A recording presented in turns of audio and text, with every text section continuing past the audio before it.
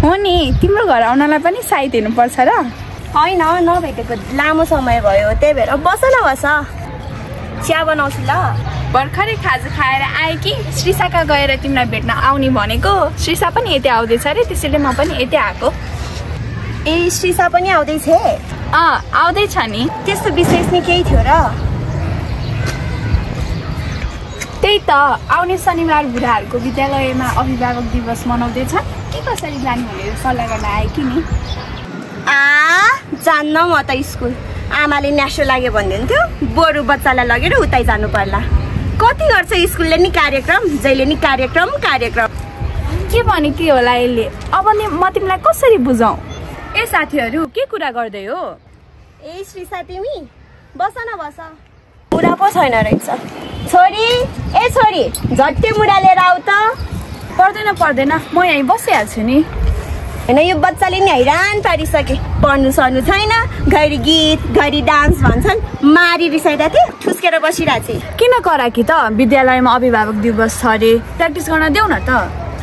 कहाँ प्र्याक्टिस गर्न दिने, उता बुढाबुढी लिएर माइत जाने रे। ल, के गर्न खोजेको तिमीले? विद्यालयले अभिभावक दिवस त हाम्रो लागि आयोजना गरेको हो नि। खै पढाइ सराइ जिरो छ। कहाँ त्यसो भनेर हुन्छ, हाम्रो बालबालिकालाई त पढाइ बाहेक अन्य सिकाइमा पनि अघि बढाउनु पर्छ। विद्यालयमा नृत्य, गीत, वाद्यवादनको व्यवस्थापन हुनु भनेको त राम्रो कुरा हो। यसको कारणले उनीहरू आफ्नो विधामा राम्रो हुन सक्छन्। त्यति मात्र हो र, तिमीले अस्ति छोरीलाई वनभोज कार्यक्रममा पनि पठाएनछौ त। हेर, विद्यालयले आयोजना गर्ने शैक्षिक भ्रमण, वनभोज जस्ता कार्यक्रमहरूले त हाम्रो बालबालिकाको स्तर बढाउँछ र शिक्षक र साथीसँग घुलमिल हुने मौका पनि पाउँछ नि। हो त, त्यसैले हामीले हाम्रो बालबालिकाहरूलाई विद्यालयले आयोजना गरेको यस्तो कार्यक्रममा रोक्नु हुँदैन र शनिबार हुन गइरहेको अभिभावक दिवसमा उनीहरूले सिकेको नृत्य, गीत, सङ्गीत, नाटक हेरेर उनीहरूको हौसला बढाउनु पर्छ। मेरो त झन् त्यो दिन अफिसमा मिटिङ छ अरे, हाकिमले जसरी पनि आउनुपर्छ भन्दै थिए। मैले त बरु अफिस छोड्छु, शनिबार आउँदिनँ भनेर भनिदिएँ। अनि के भन्यो त हाकिमले? हाकिमले जब म बिदा माग्न अफिसमा गएको थिएँ,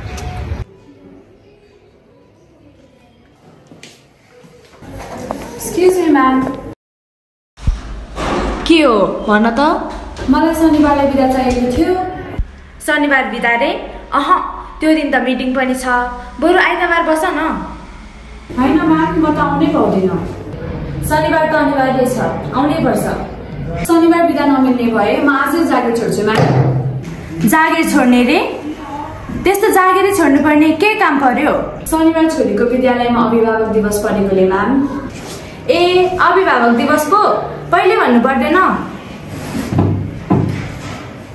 ल, यो 5,000 एडभान्स पनि लिएर जाऊ, अनि राम्रो लुगा किनेर विद्यालयको कार्यक्रममा जाऊ है।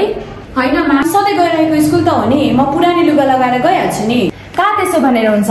त्यो दिन विद्यालयमा बाहिरबाट ठुला मान्छे पनि आउँछन्, अनि तिम्रो छोरीको साथीको अभिभावकहरू पनि आउनुहुन्छ, त्यसैले अलि राम्रो भएर जानु परेन? तिमीलाई भोलि पनि छुट्टी, बजारमा गएर किनमेल गर, अनि तिमी एकैचोटि अब आइतबार मात्रै आऊ। अनि साँच्ची छोरीको कार्यक्रमको भिडियो बनाउन चाहिँ नबिर्सनी। हस् म्याम, म गएको ल म्याम।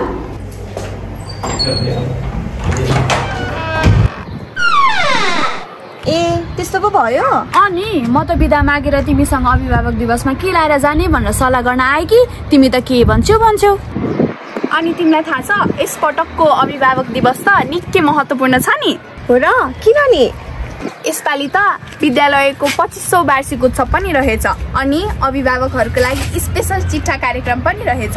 त्यसैले हामी गए चिट्ठा तान्न पाइने नत्र नपाइने रहेछ नि। ए त्यसो भए त म पनि जान्छु, बरु आमाले अर्को हप्ता आउँछु भन्छु। तिमीहरू चाहिँ बजार गएर लुगा किन, म आफैसँग भएको लुगा धोएर चिटिक्क पार्छु है। ल, त्यसो भएपछि सँगै जानुपर्छ है। ल, अब हामी गयौँ है त।